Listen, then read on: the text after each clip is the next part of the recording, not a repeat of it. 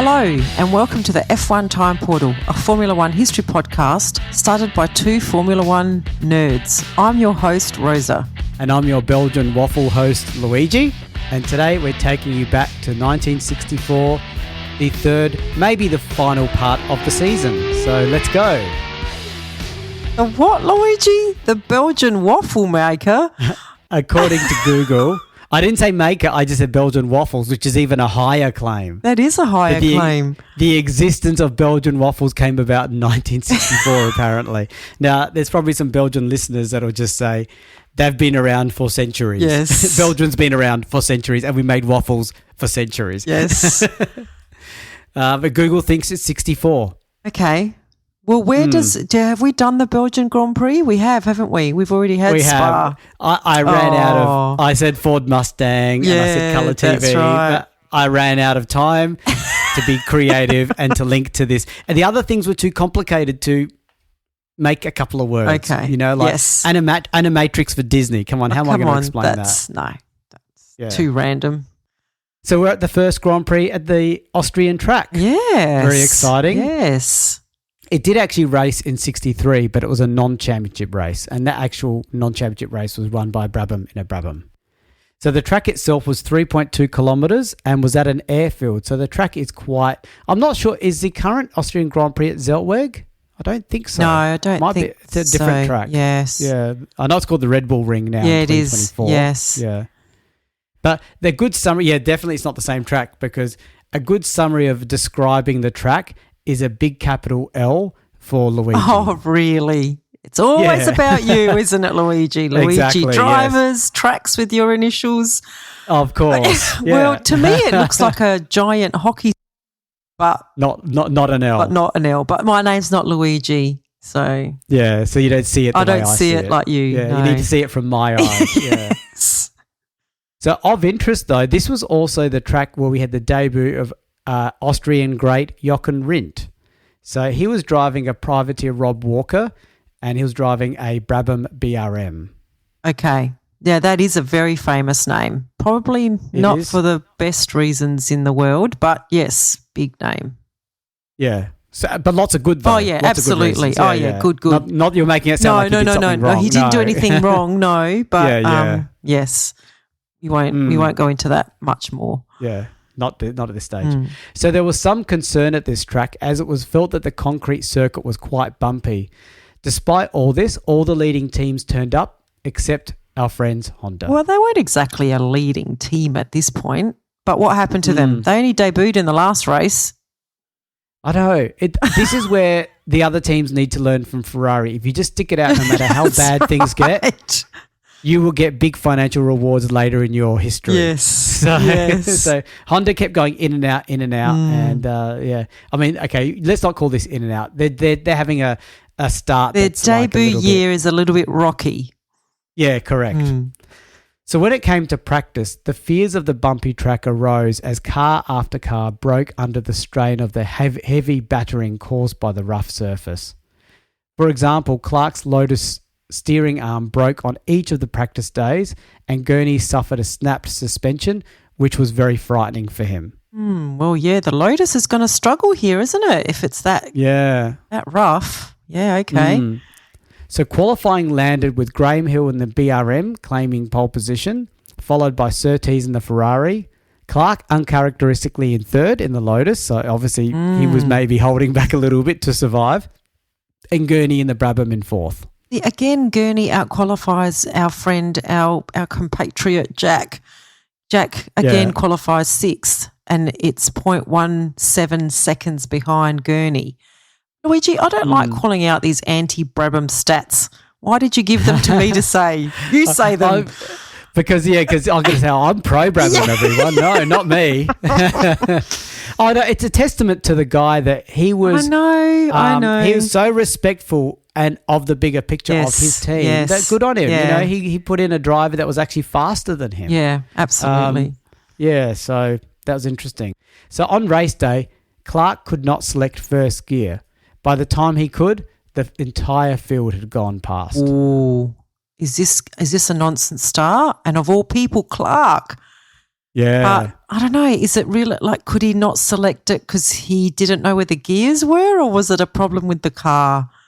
But let's face it, probably with the car. It's not he Clark. knew where those gears were. Exactly. This is Clark. Come on.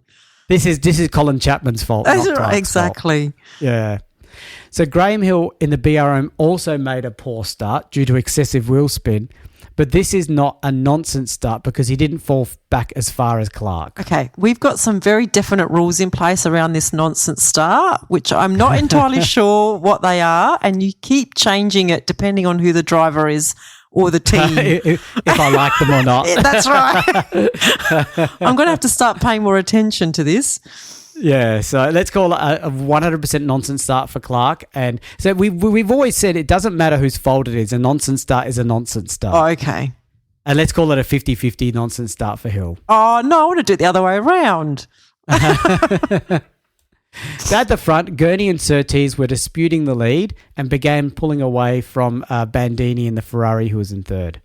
Clark, however, was making a significantly spirited comeback drive, and by lap 5, he had caught up to a heated battle for fourth between Ginther in the BRM, Bonnier in the Brabham, McLaren in the Cooper, and Ireland in the BRP. We haven't really heard much from McLaren this year, have we? Like that Cooper isn't really having a good year. It hasn't really had a good year since 60. 59 and 60, yeah. Yeah. So by about lap 7, the dynamics of the race changed as Surtees' Ferrari rear suspension collapsed, resulting in retirement. So that was a bit of a disappointment there for him, especially because he was starting to make a presence in the championship. Yes. Yeah. So Gurney in the Brabham was now in the lead on his own, about 14 seconds ahead of Bandini in the Ferrari and Clark. It was not long before Clark moved up to second place, but by lap 20, he had made little impact on the lead held by Gurney and only managed to reduce the lead to about 12 seconds. Then on lap 40, Clark's drive shaft broke. This left Gurney as a clear leader, and it led to a flurry of retirements from McLaren in the Cooper, Spence in the Lotus, amongst many others who had retired earlier in the race. Wow, this surface is really taking its toll on the cars. It's insane. I mean, surely as a non-championship circuit the year before, they would have vetted it to be, good enough for Formula One. Why are they even here? I know. It makes you wonder, what was the decision making? They said, she'll be fine. Yeah. She'll be right. Yeah.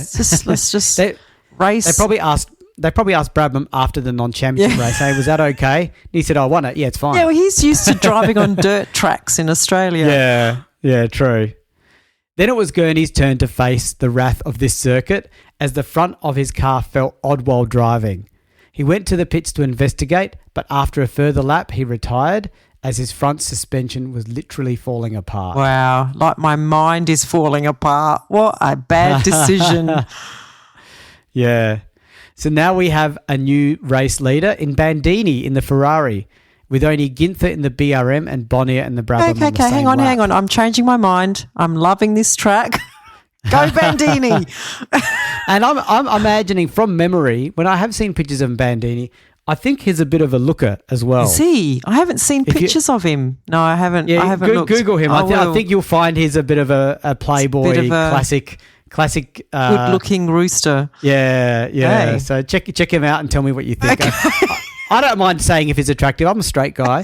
So I don't mind calling him out if he's attractive. It doesn't make me anything other than straight. Maybe that can be one of our special episodes, Luigi. Our grid of good-looking drivers. Oh, jeez. And we have to exclude current drivers. Yeah. Okay. Oh. Yeah. Otherwise, you'll just put Leclerc number 1 and leave it at that.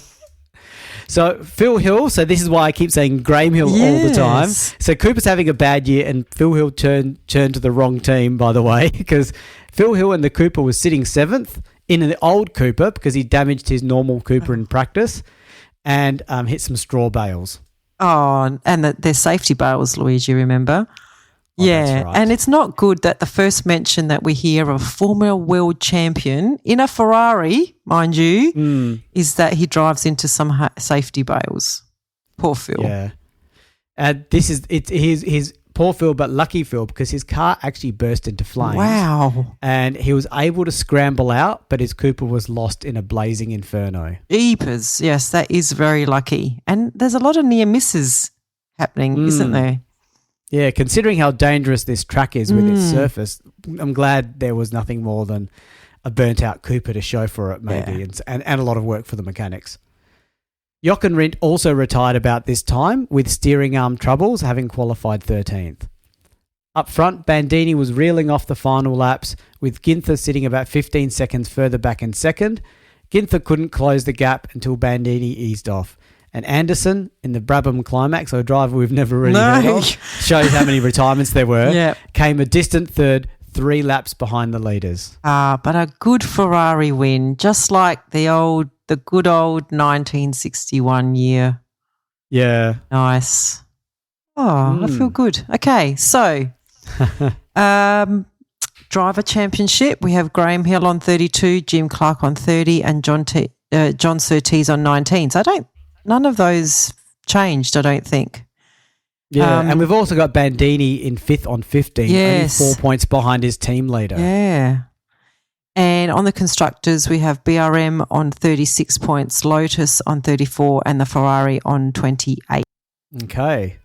And we've sort of seen a resurgence of Ferrari suddenly, haven't we? Because Ferrari have been very absent this year, except Surtees won the race before, Bandini's won this one. Yeah. So will that form continue into the Italian Grand Prix? Yes. So this is race 8 of 10. It's at Monza, of course. It's on the September the 6th. It's a 78-lap race with 25 drivers attending and 20 starting. And the grid formation is a 3x2x3.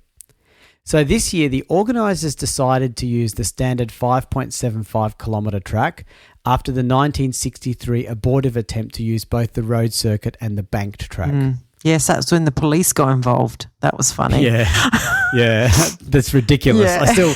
I still can't believe it. That's what it took. I know. Yeah. Also, the number of race starters was being restricted to just 20. So as 25 turned up, there was an eagerness to qualify, of course. So Ferrari were out in force, having 2 cars for Surtees to choose from and entering a 3rd car for Scarfiotti. Well, more cars mean more chance to win. Yes. And there's going to be more of an Italian spin on this coming up. Oh, gosh. So to practice, Surtees did Ferrari proud and earned pole with 1 minute 37.4, 0.8 seconds ahead of Gurney in the Brabham and Hill in the BRM. Clark was 4th in his Lotus and uncharacteristically on the 2nd row. Wow. Alongside McLaren and the Cooper. So Clark was still using his old Lotus 25 because he still preferred that over the newer Lotus 33. That must have been so frustrating. Like, you'd expect the newer car to be faster and better, but he's still reverting to the older model. Yeah, interesting, isn't it? So Buckman in the Honda did a great job, earning 9th on the grid, which was very impressive for his new V12 car. So they're back. They're back. Honda's back. Okay. Yeah. So on race day, the 20 drivers lined up on the dummy grid before moving to the grid. Maybe we should call the dummy grid the safety grid. It sounds a bit rude calling it a dummy grid. Yeah, they called it that. Yeah, but I know. I agree with you. I think it is actually a safety grid because if a car's going to stall, they're trying to stop that from happening. That's right.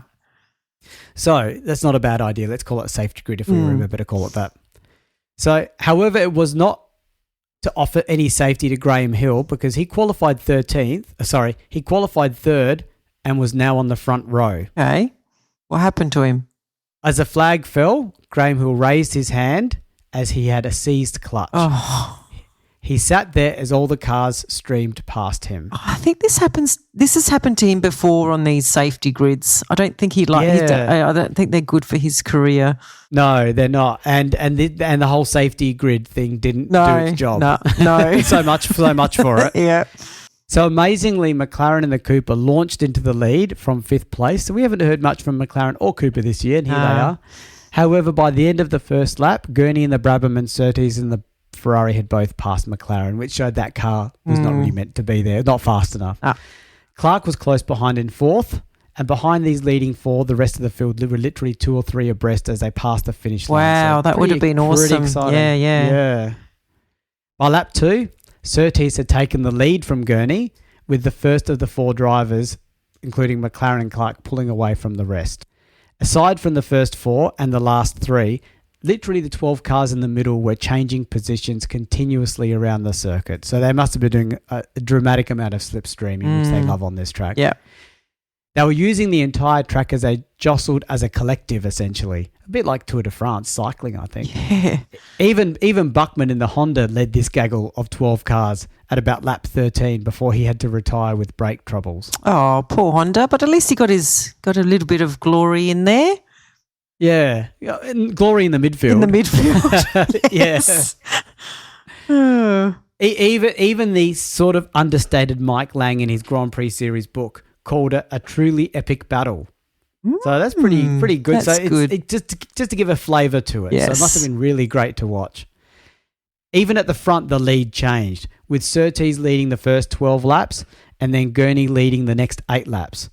Even McLaren and Clark were regularly changing positions in third and fourth amongst themselves. Well, Monza never disappoints, does it? Like we've said before, if we had a time machine, if our F1 time portal was actually a time machine, I think we'd both go back and watch Monza races the most, I think. For sure. Yeah. It really is exciting. Yeah. By about lap 26, Surtees and Gurney were still jostling for the lead, but now they were starting to leave Clark and McLaren behind. Soon after this point, Clark retired with engine troubles. Now that McLaren had lost his slipstream, he himself now started to slip back to the other two. Okay, so this is race 8 of 10, did you say? Yes. So we've got both championship leaders, Hill on 32 and Clark on 30 are out, and Surtees is in third on 19 and he's still in with a chance to win with 2 races to go. Interesting and a little bit exciting, especially compared to the championship battle these days in 2020, in the 2020s. Yeah. That's a good call out because it sort of gives some context of how dramatic this is building up to. So the battle now for fourth was still as epic as ever, especially as Surtees and Gurney were about to start lapping this midfield battle. There was no Graham Hill. We know he's good in these situations. Right. There were no less than 10 cars passing each other all around the circuit with all the cars not holding back. Once Surtees and Gurney had lapped this group, they re-engaged in their battle for the lead, but Surtees was in the lead more often than not. By lap 60, Brabham, who was now leading the epic midfield battle, had engine problems in his Brabham climax.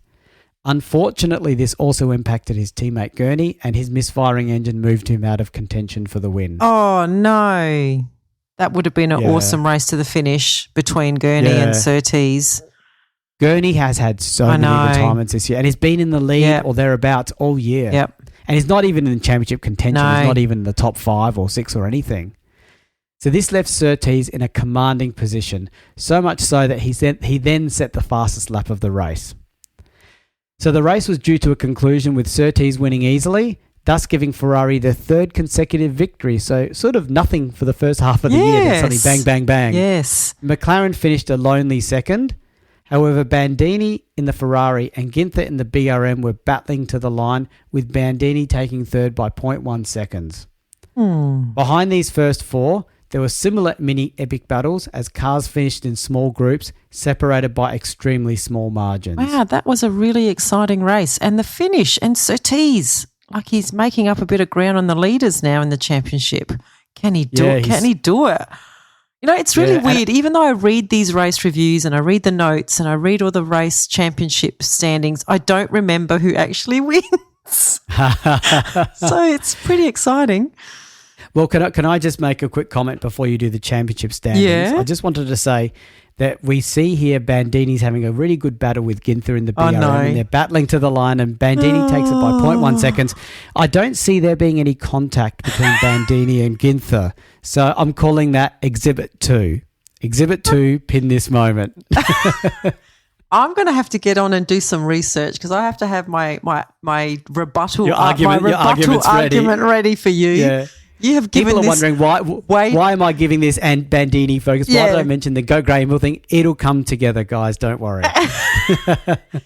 Okay, so at the end of this race, we have Graham Hill still on 32, Clark on 30, John Surtees now is on 28, so he's only 4 points from the lead. Ferrari is on 37 at the top of the table. 1 point ahead of BRM on 36 and Lotus is on 35. So very close battle here. It is. 2 races to go. Yeah, so the 9th race of the season, the United States Grand Prix at Watkins Glen. October 4, 110 laps, 19 drivers and a 2x2x2 grid formation. With his win in Italy, it now brought Surtees right into championship running with Clark and Hill. Yes. So the track was resurfaced here and the organisers were so pleased with it that they believed a 193 kilometre lap or a 1.08 lap was possible, and they put 120 bottles of champagne on the line ready for the first person to do it. So they were going full French strategy here. Oh, they went more than full French. They went 120 bottles. Not 100. This is the United States. Yes, everything's bigger. Exactly. So of some distraction was that Enzo Ferrari was having seriously bitter row with the Italian Automobile Club, which caused Enzo to vow never to race again on Italian soil. So as a result, that's obviously that didn't follow through. No. He also painted his cars in the blue and white colours of the North American racing team.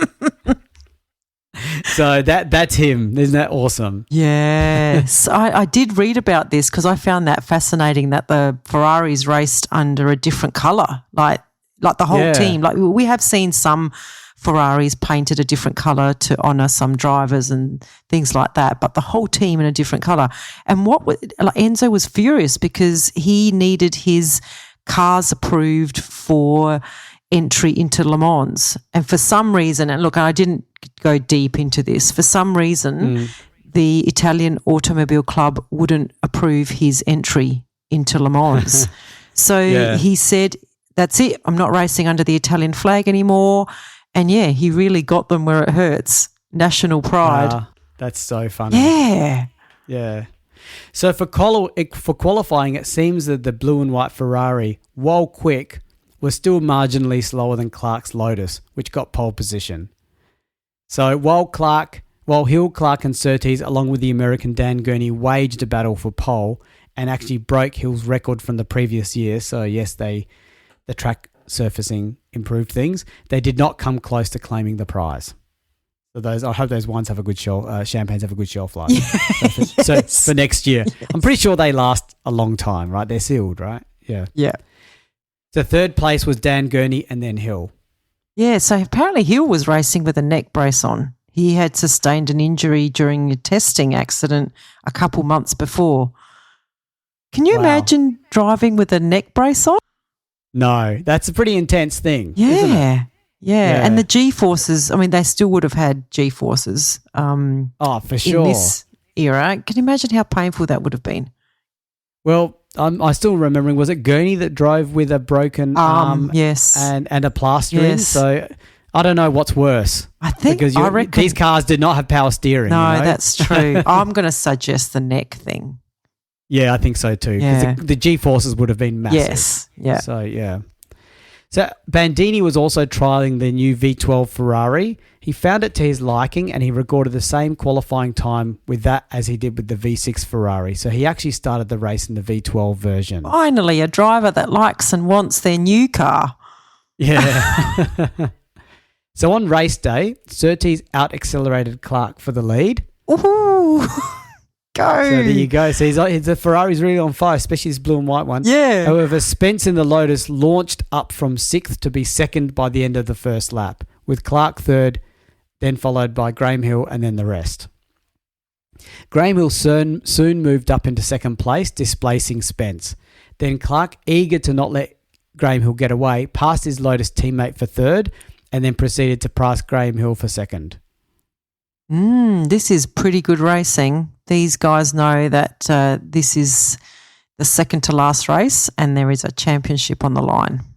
Yeah, and you can sort of feel it in a way because by lap 10, Clark drove relentlessly and finally caught and now passed the Surtees Ferrari in the lead. And then he started to pull away from Surtees. I mean, yes, great driving, yada, yada, Clark, you're a superhero, but why? Why? Well, he wants to win the championship and the only way to win is to win the races, right? Isn't that the way it goes normally? Yeah, whatever. Keep going. So lap 40, Clark had the race pretty much under control until his lead suddenly decreased.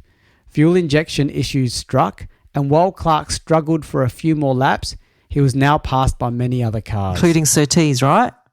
Yeah, that would have been probably the first one to pass him, but yes. So Clark pitted on lap 45, and on lap 47, Spence was called in and the two drivers switched cars. What? Wasn't this banned ages ago? And what is Spence going to do with Clark's broken down car? Surely this is going to not be allowed. Well, where is Ugolini when you need him? He would go nuts. Absolutely. Yeah. Yes. Yeah. But it turns out that this was all strategic because Clark knew he couldn't earn points, but he could try and stop and minimise points earned by his rivals. Ah, very clever. Ugolini still would have complained though. Oh yeah, Ugolini would have said. He would have said, the intent was to get points. That's right. And that's the issue, not the fact that he couldn't earn points. That's what he'd argue and lose. Yes, as he always did. Yeah. So for what it's worth, Spence lasted 4 more laps in the sick Lotus car. So it would have been funny if Spence did an awesome race and got on the podium. That would have stuck it up to Clark, but obviously the car had a problem. Meanwhile, out front, Graham Hill and the BRM had seemingly won the battle for the lead, leaving Surtees in the Ferrari and Gurney in the Brabham to battle amongst themselves for second. So that would have been a pretty tough battle between Hill and Surtees because they're both in the championship running here. That's right. On lap 63, Surtees spun while lapping a back marker, leaving Gurney a safe second place, until Gurney himself retired due to oil pressure issues. Wow. Poor Gurney. Yeah. But what? Well, these back markers, they're causing some trouble in these races. They are. Yeah, so by this point in time, Clark was up into 3rd place. But his attempts to catch Surtees and Graham Hill came to naught due to fuel pump issues in Spencer's Lotus. Okay, thank you, Lotus. Thank you. Yeah. I don't think he would have caught them anyway. No. But anyway, Graham Hill and Surtees reeled off the remaining laps, with Graham Hill winning by 30 seconds.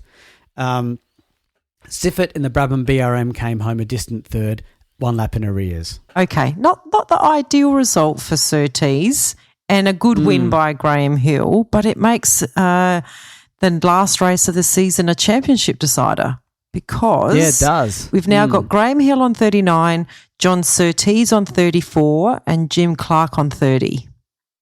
Wow. And in the constructors, we've got Ferrari on 43, BRM on 42 and Lotus on 36. So it pretty much can go either way for either of those two championships. Yeah, pretty exciting. And you have to don't forget Enzo Ferrari himself was distracted by all that drama with that blue and white Ferrari.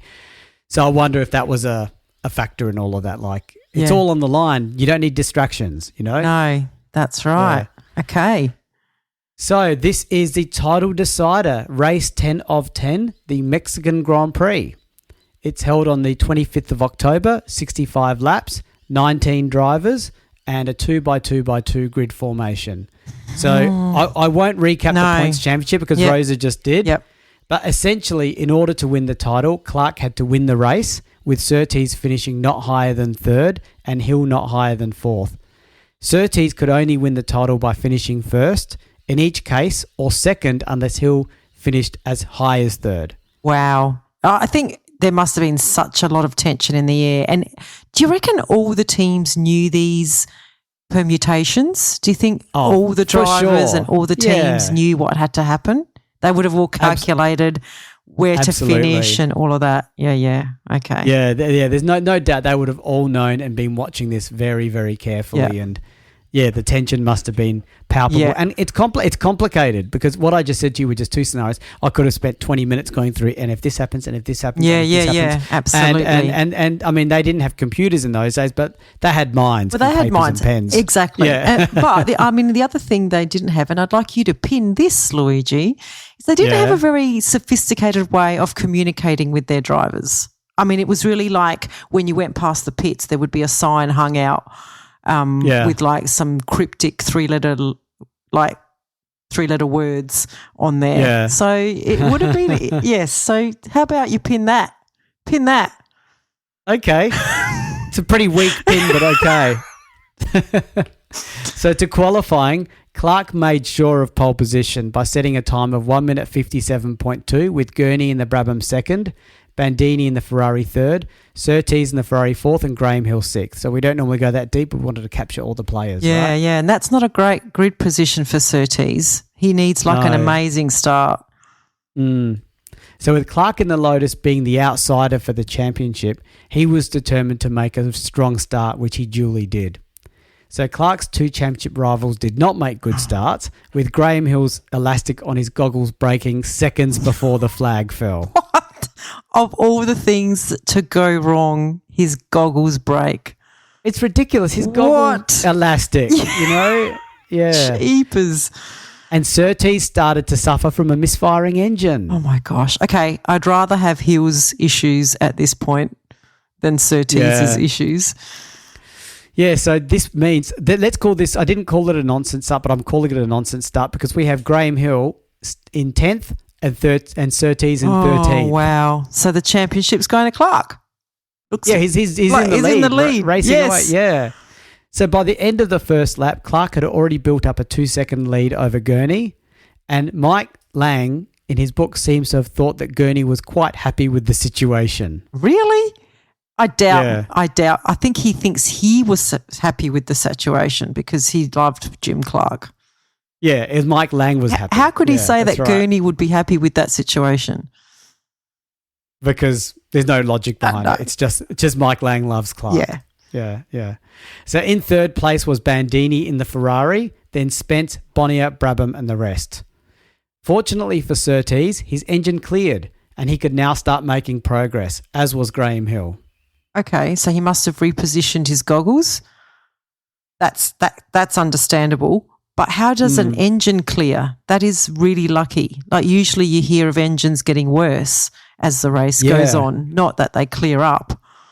Yeah, let's call it lucky, but yeah, you're right. I don't think we've heard that very often. No. Yeah. So Hill was on a charge. So while Surtees caught up to his championship rival Hill quickly, Hill then went on a charge, quickly passing 6 cars to put himself into a vital third place. He needed this position to earn any extra points due to the best 6 results of the year rule, because Hill had been very consistent this year. Yeah. So while he had won up to this point 2 races, he had like 3 seconds, a fourth, a fifth. Yeah. So he knew he had to be third to actually earn any extra points. So third for Hill meant that even if Clark won the race, Hill would still be the champion. Correct. Right. Yeah. Okay. However, we've got Surtees in the play too. Yeah. So with Surtees sitting behind Hill, he was no threat for the World Championship to Hill at this point in time. Then on about lap 10, Surtees was busy dueling with Brabham for 5th place. Oh. So can you imagine the pressure these guys are on? He's having a battle for someone for 5th place. He's got his 2 championship rivals way ahead of him, or Clark way ahead, and Hill not too far ahead. Yep. And he's having a jostle for 5th. I know. He must have been having concerned thoughts, like this championship's slipping away big time. Yeah. At the 20-lap mark, Clark had a 10-second lead, with Gurney continuing to hold a safe 2nd place. Gurney was 12 seconds ahead of Graham Hill in 3rd. Bandini in the Ferrari was staying right on Hill's tail in 4th place, and nearly every lap was almost touching Hill's BRM at the hairpin. This happened so much that Hill resorted to shaking his fist at Bandini because that's how they communicated in those days. But it had no effect. Oh, that is so good. That is good to see. Like Bandini, I think at this point he's just trying to rattle him a bit, isn't he? Just trying to get Hill just a little bit off kilter, having him distracted. Yes. Maybe a bit of gamesmanship. Maybe. Yep. Yeah. So on lap 31, the 2 cars of Bandini and Hill in the championship running touched, with both spinning.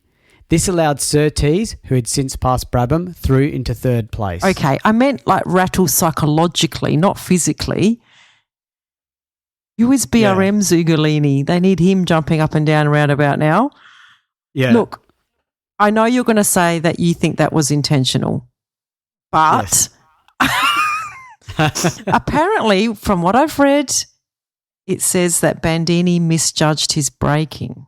I mean, it was his first full season. He was still a rookie at this point in time. And I don't think he'd ever raced at this track before. I like how you're building up all these excuses. Because they're not excuses. If he is a rookie, he hasn't raced on any of the tracks, maybe. And secondly, I think it was totally intentional because as I demonstrated in my pinpoints earlier in this 1964 season, he did have the ability to race toe-to-toe with other people and beat them by 0.1 of a second or lose by 0.8. Graham Hill obviously has a record of doing this, and I thought it was intentional and unethical, and it shows to me that this sort of activity was not limited to drivers of the modern era. I disagree. I would say that he probably would have raced a little bit on the circuits in Europe, being Italian, and he would have been in a lot of, like non-championship races over there and F2 or F3 races, and he would have known those circuits. And I don't know that he ever raced this closely. Like, we've not heard him race this closely. He had that big battle with Ginther, and I pinpointed it. I said it was by 0.1. But this is he didn't hit the guy, did he? Well, that's what I'm saying. Exactly. So this was just a misjudgment. This was a new track. It was in Mexico. I think this is only like the second or third time that we're racing in Mexico. I doubt he would have been there. This is still only his first season and in Formula One. So let's get to the end of the race and then we'll continue. Well, hang on, this I have one more thing. Yeah. And Hill himself has said that he interpreted the move as nothing more than a misjudgment. He had no ill feelings towards him. And that has been validated in a couple of sources. Yes. But I haven't investigated what Bandini had to say about it. Okay. And because it's about Bandini's intent, not necessarily Graham Hill's interpretation of it. Okay. Let's continue after the race because let's see how it affects. Yep. Let's hear how it affects the championship, shall we? So Bandini was quick to recover from the spin, but the exhaust pipes of Hill's BRMs were damaged by the malicious actions of Bandini. This forced Hill to stop to have his exhaust pipes ends cut away, and this delay put him out of championship contention. I really feel bad for Hill. No one likes to win like that, do they? It is unsavoury. But are you saying that Surtees now has a very slim chance to take out the championship, Luigi? Clark is there. He's in the lead, right? In a very unreliable Lotus. True, but more than a slim chance because remember Clark is the one that was a bit of the outside. He had to win and hope the others don't finish at a certain position. Yes. So Bandini, okay, I can answer it this way. Bandini is in 12-cylinder new Ferrari while Surtees is in the older V8 Ferrari, and the new 12-cylinder Ferrari was clearly quicker on this track. Oh. So in quick succession, Bandini passes Surtees. What? Where are the team orders? There must have been some sort of team orders or something going on here because with 7 laps to go, Clark was leading with 20 seconds in hand over Gurney in second. However, Clark noticed that he was leaving an oil trail at the hairpin. He had a split oil pipe out of which was slipping his hold of the championship. Oh, that's very poetic, Luigi. Yeah. Very poetic. Clark eased off slightly, hoping to finish, but on the very last lap, his climax engine seized solid. Oh, no. What a disaster for him on the last lap. Yeah. And it wasn't even the Lotus part of the car. It was the climax engine part of the car. Yeah. I know. Oh. So on the last lap, Gurney took the lead. Everyone was wondering who would come through into second, and it was Bandini that slowed down to allow his team leader Surtees through to second, which enabled the Surtees driver to win the championship by a single point. Wow. So that last lap retirement by Clark cost him the championship on the last lap, and Bandini letting Surtees through just did the job. Just did it. Wow. Yeah. So, I have a couple of observations now that we finished the race. Ferrari were actually watching the race and delivered a team order that was needed. Yes. Like, how many times have we seen them not give the right team order and lose championships because of it? So, and I did read that the whole team apparently ran onto the track, which was allowed back in those days, signalling wildly to Bandini as he drove by to slow down, like a scene out of the Keystone Cops movie. They would have been panicking. They would have been panicking. Bandini didn't realise and came second, exactly. the championship was would have been Hills. Would have been Hills, exactly. And like I said, there was no real way of communicating with the drivers back then. They just had to wait for the drivers to come past the pit lane. So, and secondly, very unlucky for Clark and Hill. I think they both had good and could have won the championship. But what a win from behind from Ferrari. Like they were nowhere at the beginning of the year, and so hilarious that they won it in blue and white cars. Like and they probably remembered the story about, you know, when Moss in 58 when it was HAW-REC being record fastest lap, and Moss misread it as regular, exactly, and therefore he didn't go for the fastest lap, but he had the pace in hand, but he didn't do it. This Ferrari team made damn sure Bandini knew. Slow down. See, and that's why also I don't know that Bandini, what his intention on Hill would have been other than a miscalculation, because I don't think he would have known what the situation was out on the track. I just don't think that it would have been that clear to him and that he had to take Hill out for Surtees to win. I actually don't think Bandini went in there to take Hill out, but I think he went in there to shake it up a bit, shake the guy up, and give him a bit of nervousness. But I'm sure when the accident did happen, he didn't have a malicious smile, but maybe oh well, you know. Look, Hill might have brake checked him to get him off his back. I mean, he was angry enough. I turned to Exhibit 1 where I showed Hill was in a tight battle for like an hour or something, and they didn't touch. So that's not fair. That's why Exhibit 1 exists. You have done way too much research on your exhibits, and you've like blindsided me in this. But yeah, I know. Well, I mean, I admit when I was reading this as a teenager back in the day, I remember being quite angry at the time. I was like, this is total. This is unfair, and it really rubbed me the wrong way. I wonder if that's why I don't support Ferrari now, because in those influential times, maybe I really got put off by this because I felt, and I'm not a Graham Hill fan at all, by the way.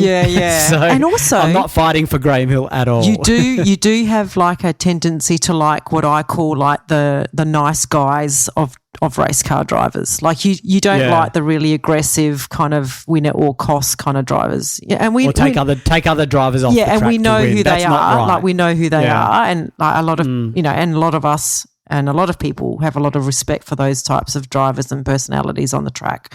But you've always been like the more kind of ethical driver. Clean drivers. Yeah. Well, it's going to make for interesting discussions as we go through these years, isn't it? Because especially when we get to the 80s, because at the end of the day, it is a car racing championship that is on the line here, and what do you have to do to win? I mean, that's the question. Where's the line? Yeah, correct. Yeah. So Surtees, he becomes the first person to win the world championship in both a two-wheeled car, which is a motorbike, and a four-wheeled car. I don't think it ever happens again, actually. No, I don't think it does. No. So he wins a championship on 40 points, only 1 point from Graham Hill on 39, and Jim Clark finishes on 32, and Bandini's on 23. Ferrari then also take out the Constructors' Championship on 45 points. Yeah, BRM on 42 and Lotus on 37.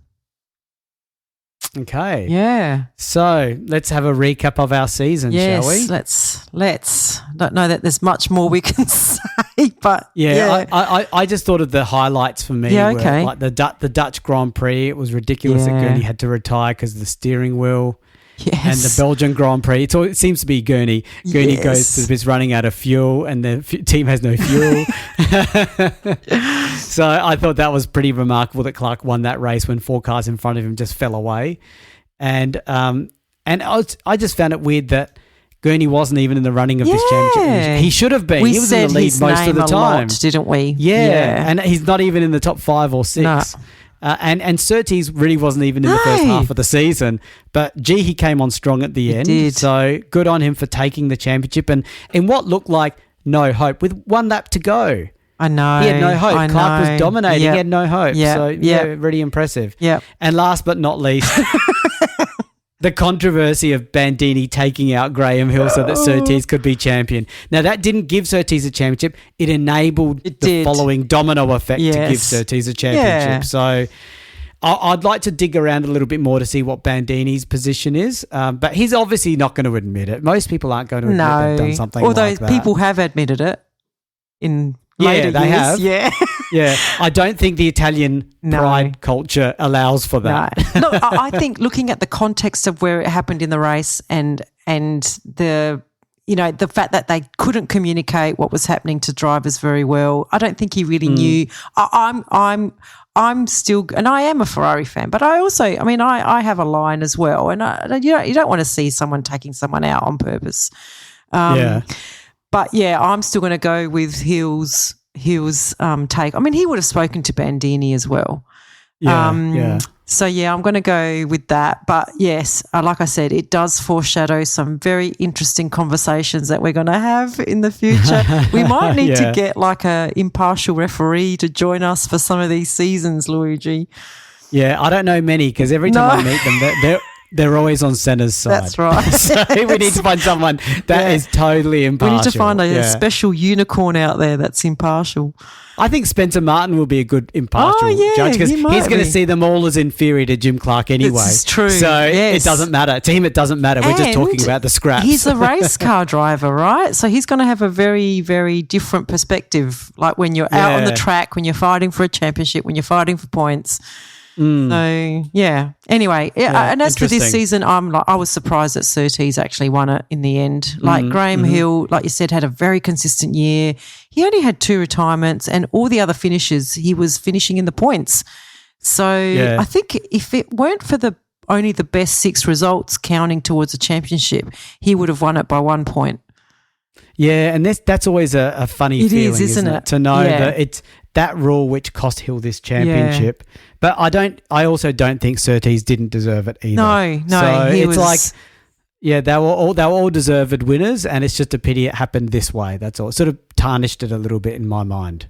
Yeah, but you got to remember, you were like a young, how old are you? 15, 14-year-old boy reading this? Yeah. Like you didn't have the worldly kind of, the bigger experience and understanding of the bigger picture of an adult. So it has probably really had a massive impact on you. Yeah, all my life. All your life, yeah. including recent controversies, but we're not going to talk about those. That's not. That's another can of worms. We'll need like 17 episodes to get through that one race. Yeah, I know. Yeah. Well, what an awesome season. Yeah, that was amazing. A championship decider, controversies, greatest race of all time ending. Yeah. Yeah, and a Ferrari championship. Yeah, and for those of you that are Ferrari fans, you can tap out of the series now for maybe 10 years 10 or so. Years, I think and so. And then you can come back and join us and when we reach the mid-70s. Yeah, I'm going to have to choose another champion to back. Yeah, there might be some Italian drivers in there. Yeah, there are. No, look, I am a Clark fan, so Clark's still there. So I'm happy to hitch my wagon to Clark for a few years. Yeah, and let's also remember that good on Ferrari for sticking around despite the drought they're about to go through. Yeah. Good on them. Yes. I'm really proud of Ferrari for that because like we've seen the other teams drop out of the drop, a minor reason. Exactly. So, but not Ferrari. He sticks it out. Even when he gets angry with the Italian racing associations, he still keeps going. Yeah. He finds a way. Even when he threatens to never drive on Italian soil again. That's right. He's probably in the very next Italian Grand Prix. Yeah, absolutely. Yeah. All right. Well, we'll leave it there then. And can't wait for 1965. I think, I'm halfway through researching that year, and that's also going to be a very interesting year. So, see you then. Looking forward to it. See you all then. Bye, okay, everyone. Bye. We have a Patreon. Yay, we're a professional podcast now. So it means a lot to us if you are able to support the F1 Time Portal podcast. For a small monthly fee, you not only get ad-free podcast content, you will also receive special episodes that are exclusively uploaded for our Patreon financial supporters. We promise at least 2 additional exclusive episodes each month aligned to the decade we are up to in the show. And you will also be able to make suggestions about any special episodes you may want us to research and present. We can't promise that we can do all of them, but we will consider them. So, if that sounds like an entertainment bargain to you, go and sign up at patreon.com/F1 Time Portal today. If you're enjoying our podcast, please tell your friends and non-F1 friends alike. Yeah, and don't forget to rate us 5 stars or whatever highest is available on the podcast platform that you use. We have a range of social media handles for you to connect with fellow listeners, so look up F1 Time Portal on all the usual platforms. Or visit us at www.f1timeportal.com or email us at f1timeportal@gmail.com. We would like to give credit to our primary reference materials, a series of books called Grand Prix by Mike Lang. We also use many other written and digital references, which are in our show notes. Thank you for your support. Thank you.